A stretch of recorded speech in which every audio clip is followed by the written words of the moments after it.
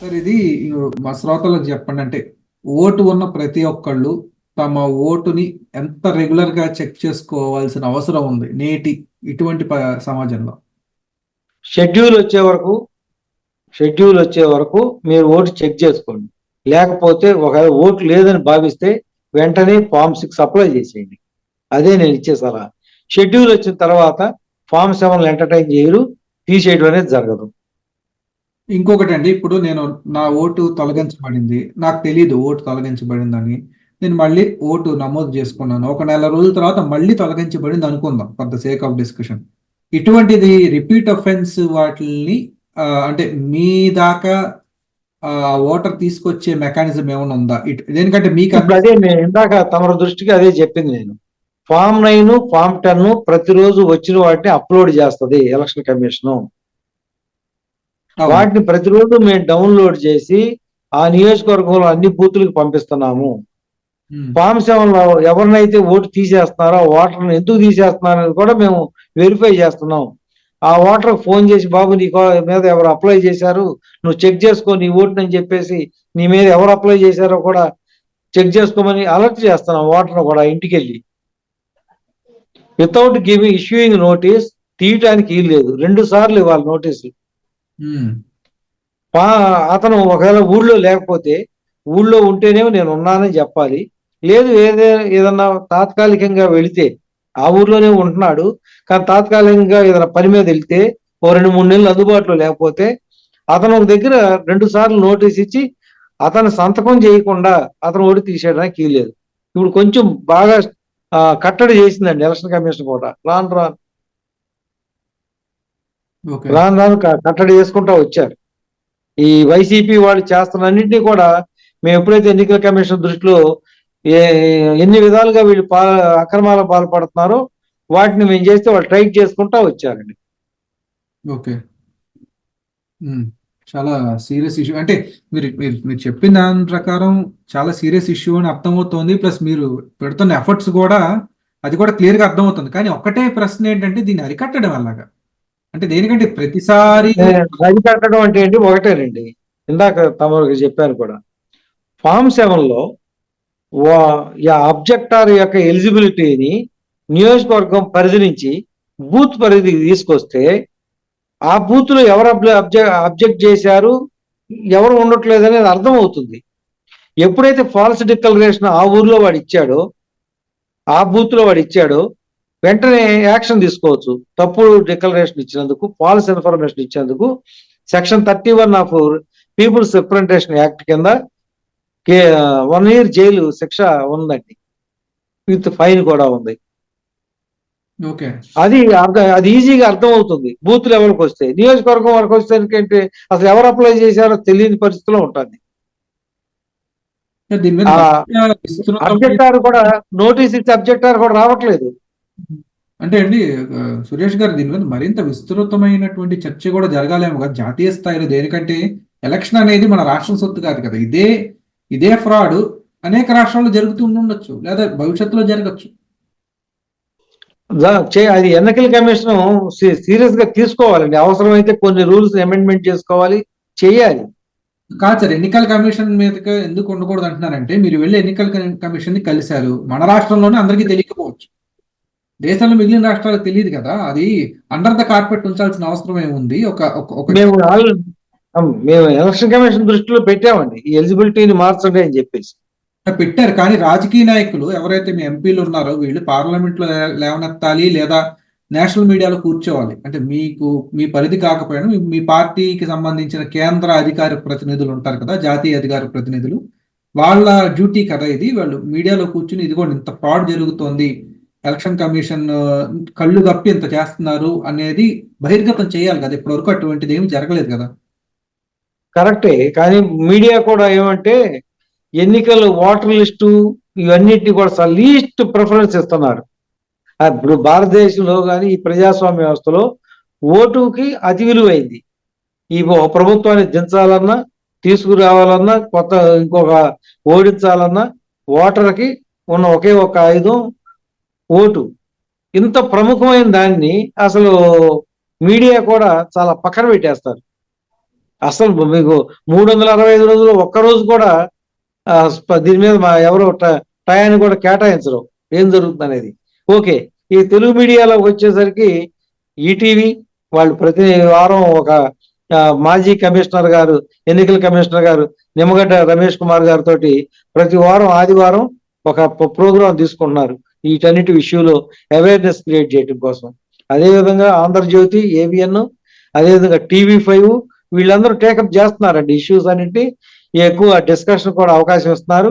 ఇదివరకు అసలు ఉండే చాలా తక్కువ ఉండేది. ఇప్పుడు ఎలక్షన్ ఇయర్ లోకి వచ్చేసరికి ప్రతి ఓటర్ని అవేర్నెస్ క్రియేట్ చేయడం కోసం వారానికి ఒక్క రోజన్నా వీళ్ళు ఈ ఓటర్ దాని మీద డిస్కషన్ వాళ్ళు అలౌ చేస్తున్నారు, పెడుతున్నారు కూడా అండి. సిస్టమ్ కరెక్ట్ గా ఉండాల్సి మళ్ళా మనకి ఒకప్పుడు మనకి టిఎన్ శేషన్ గారు వచ్చారు కదా, అటువంటి అధికారి వస్తే గానీ మళ్ళా పాత రోజులు రావేమో అనిపిస్తుంది.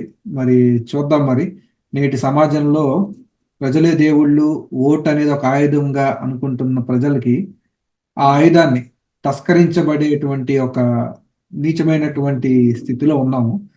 ఇది జరగకుండా మీలాంటి వారు మరింత మంది రావాలి. ఒక్క కోనేరు సురేష్ గారు కాదు, 100 మంది కోనేరు సురేష్ గారు కావాలి మనకి మన సమాజంలో. ఇటువంటిది నివారించాలంటే ఇప్పుడున్న ఫ్రేమ్వర్క్ లో ఇప్పుడు ప్రజల మీద కూడా బాధ్యత ఉందండి. వాళ్ళ ఓటుని ఎంత ప్రాముఖ్యం కలిగిన ఓటుని కాపాడుకోవాల్సింది కానీ వెరిఫికేషన్ చేసుకోవాల్సిన బాధ్యత కానీ ప్రజల మీద కూడా ఉంది. ప్రజలు అవేర్నెస్ క్రియేట్ అయ్యి ఏమన్నా ఓటర్ హెల్ప్ లైన్ యాప్ ఉంది, చాలా మందికి స్మార్ట్ ఫోన్లు ఉంటున్నాయి, లేకపోతే మిస్డ్ కాల్ ఇస్తున్నారు, లేకపోతే 153 నంబర్ ఒకటి ఉంది, దానికి ఫోన్ చేసినా ఎలక్షన్ కమిషన్ వాళ్ళకి ఫోన్ చేసినా కూడా వీళ్ళ గురించి చెప్తారు, వీళ్ళ ఓటు ఉందా లేదా కూడా చెప్తారు. ఒక నంబర్కి మిస్డ్ కాల్ ఇస్తే ఆ వ్యవస్థను కూడా డెవలప్ చేస్తున్నారు. ఇప్పుడు ఎలక్టోరల్ సెర్చ్ అని ఒక వెబ్సైట్ ఉంది, అందులో మీరు ఫోన్ నంబర్ ఇచ్చినా కూడా మీ డీటెయిల్స్ అన్ని వచ్చేస్తాయి.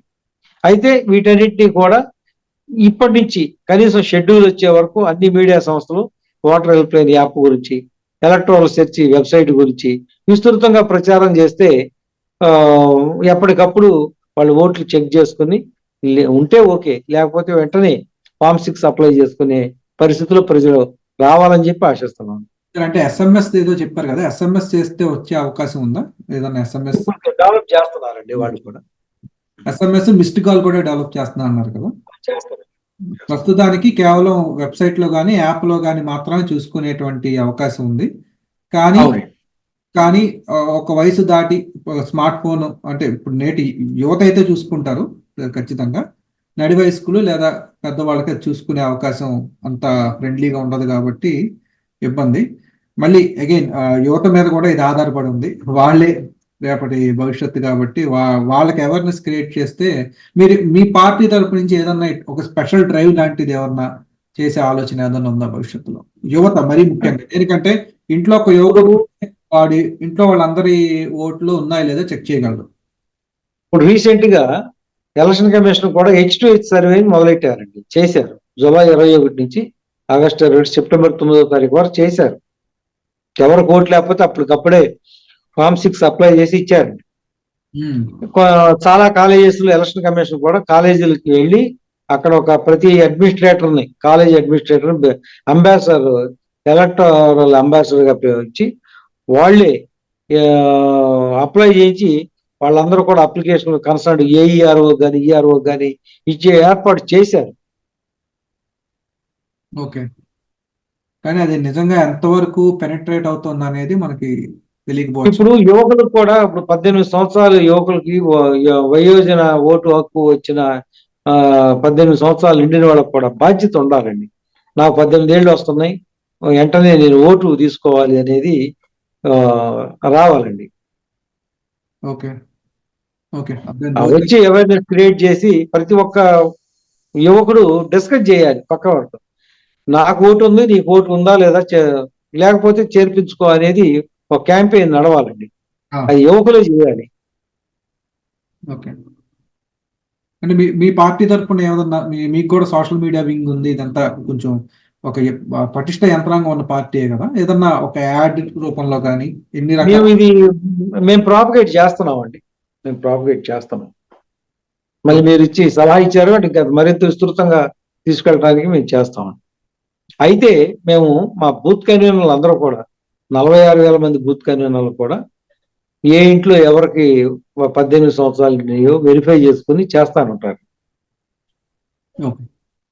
ఎందుకంటే ఆ బూత్లో ఏరియాలో ఉన్న అన్ని ఫ్యామిలీల మీద వీళ్ళకి అవగాహన ఉంటుంది కాబట్టి వాళ్ళు చేస్తానంటారు.